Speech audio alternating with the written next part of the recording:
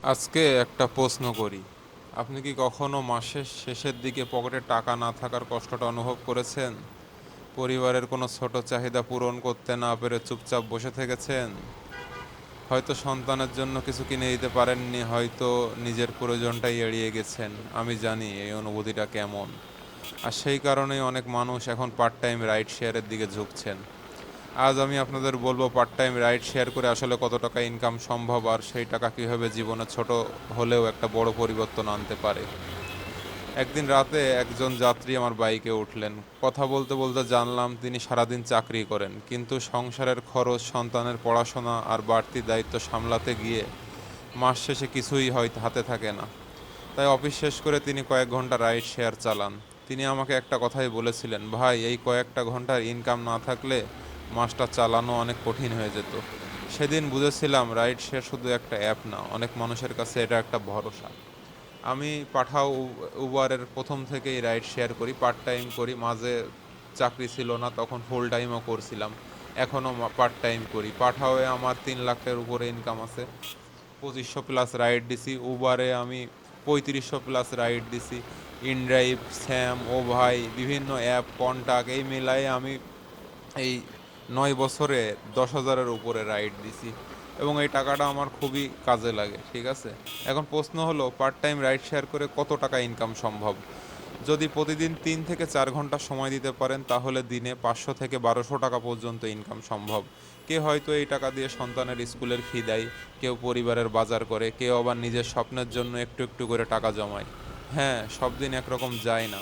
কখনো অনেক ট্রিপ পাওয়া যায়, কখনো অপেক্ষা করেও রাইড পাওয়া যায় না। কিন্তু প্রতিটা ট্রিপের পিছনে একটা গল্প থাকে, একটা দায়িত্ব থাকে, একটা স্বপ্ন থাকে। সত্য বলতে কি, রোদ বৃষ্টিতে ট্রাফিকে ঘন্টার পর ঘন্টা বাইক চালানো সহজ নয়। শরীর ক্লান্ত হয়ে যায়, অনেক সময় মনে হয় আজ আর বের হব না।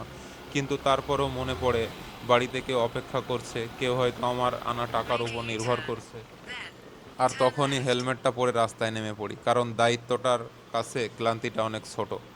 পার্ট টাইম রাইড শেয়ার হয়তো আপনাকে রাতারাতি ধনী বানাবে না, কিন্তু এটা হয়তো আপনার পরিবারের মুখে হাসি ফোটাতে পারে, মাসের শেষে একটু স্বস্তি এনে দিতে পারে। আর সবচেয়ে বড় কথা, এটা আপনাকে অনুভব করাবে যে আপনি চেষ্টা করেছেন, আপনি হার মানেননি, আপনি নিজের দায়িত্বের জন্য লড়াই করে যাচ্ছেন। যারা পার্ট টাইম রাইড শেয়ার করেন তাদের প্রতি অনেক সম্মান, কারণ আমরা শুধু বাইক চালাই না, আমরা আমাদের স্বপ্ন, দায়িত্ব আর পরিবারের হাসি বয়ে নিয়ে চলি। আমি একটা অন্য কাজ করি, সেখানে আমার ডিউটি থাকে, কখনো দিনে, কখনো রাতে, কখনো ডিউটি থাকে না।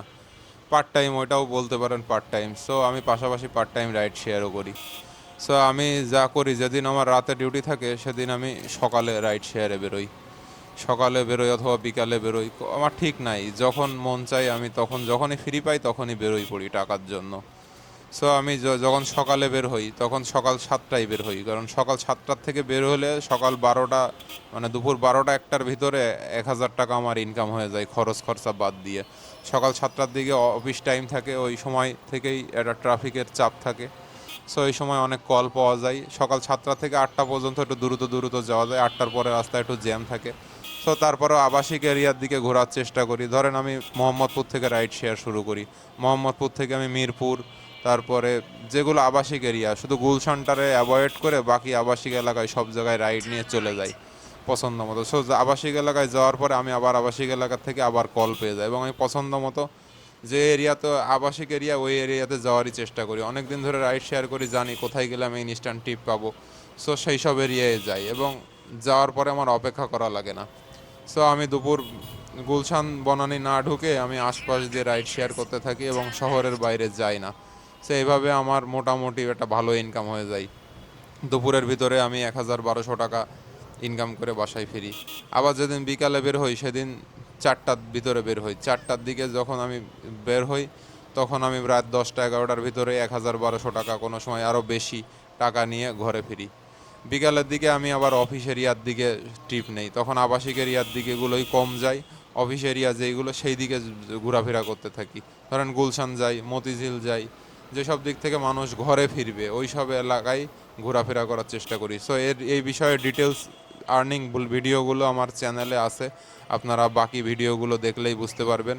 ওখানে সব বিস্তারিত দেয়া আছে, কখন কোথায় কীভাবে ট্রিপ নিচ্ছি, কীভাবে আমি একটা শর্ট টাইমের ভিতরে মানে আমার টার্গেট থাকে আমি 5 ঘন্টা রাস্তায় থাকলে আমি 1,000 টাকা ইনকাম করে বাড়ি ফিরবো, আমি যদি 10 ঘন্টা রাস্তায় থাকি তাহলে আমি 2,000 টাকা ইনকাম করে বাসায় ফিরবো। এবং আমি আমার রাস্তায় বেরোলে আমি আমার টার্গেট পূরণ করেই বের হই। মাঝে মাঝে 50-100 টাকা কম বেশি হয় যেদিন ব্যাড লাক থাকে, কিন্তু তারপরেও আমি বেশিরভাগ দিনই আমার টার্গেট আমি পূরণ করেই বাসায় ফিরি। এতদিন ধরে রাইড শেয়ার করছি, এতটুকু অভিজ্ঞতা হয়ে গেছে, আর রাস্তাঘাট সব কিছু চেনা হয়ে গেছে, যার কারণে এখন আর কোনো সমস্যা হয় না।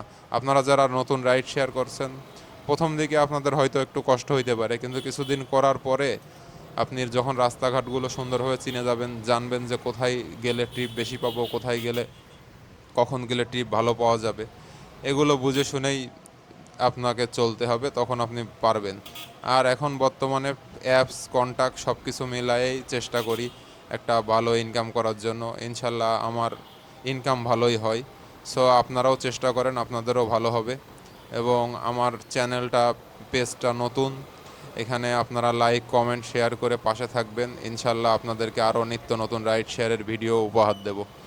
আমি এতদিন ভিডিও করতাম না, কিন্তু এখন ভাবছি সবাইকে জানাই যে কীভাবে আমি আমার কাজগুলো করি। সো রাইড শেয়ার স্টোরির সাথেই থাকুন, সামনে আরও অনেক নতুন নতুন ভিডিও আসছে, সাবস্ক্রাইব করে পাশে থাকবেন। দেখা হবে ইনশাল্লাহ। Bye bye.